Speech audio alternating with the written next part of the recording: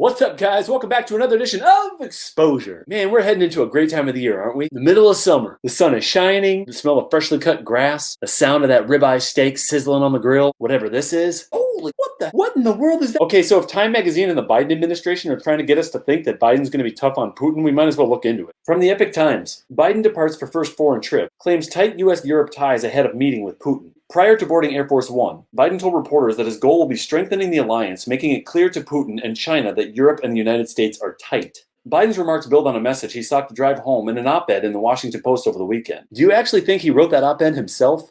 When he laid out his priorities for the trip in more detail, including confronting the harmful activities of the governments of China and Russia, while insisting the United States must lead the world from a position of strength. Oh, he must be talking about a position of strength like this.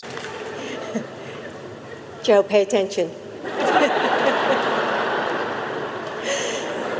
You know what? Maybe he was talking about this one. How are your meetings going in Cornwall, Mr. President? I beg your pardon? How are your meetings going here in Cornwall? Very well. Come on.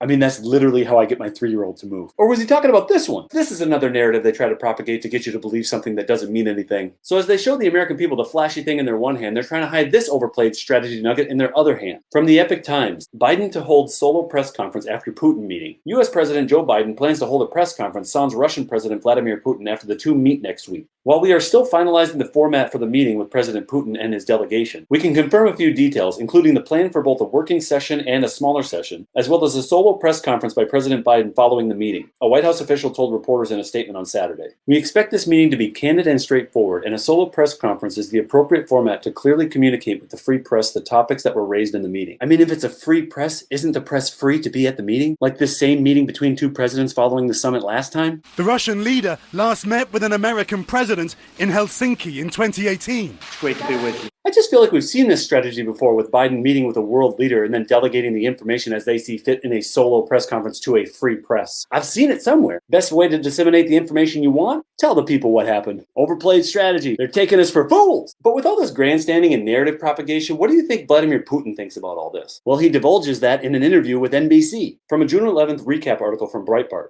Trump is an extraordinary, talented, colorful individual. Wait, but what does he think about Biden?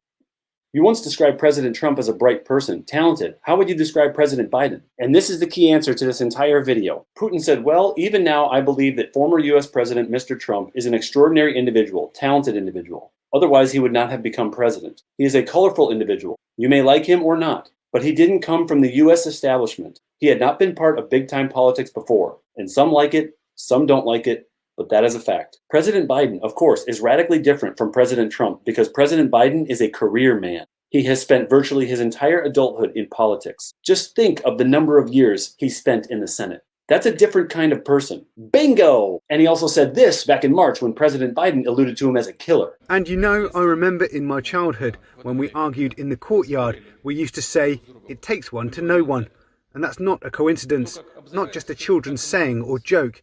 When you are judging other people, or even when we are judging other states, other peoples, we are always kind of looking into a mirror. We always see ourselves. We are always projecting what is of importance to us.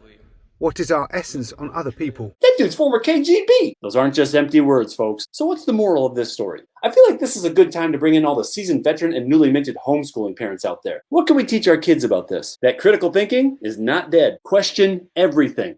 Everything. Everything. Look beyond the shiny stuff and get down to the truth. If we don't teach this next generation critical thinking, we're going to be in a world of hurt. Okay, I gotta go. It's date night. Bye!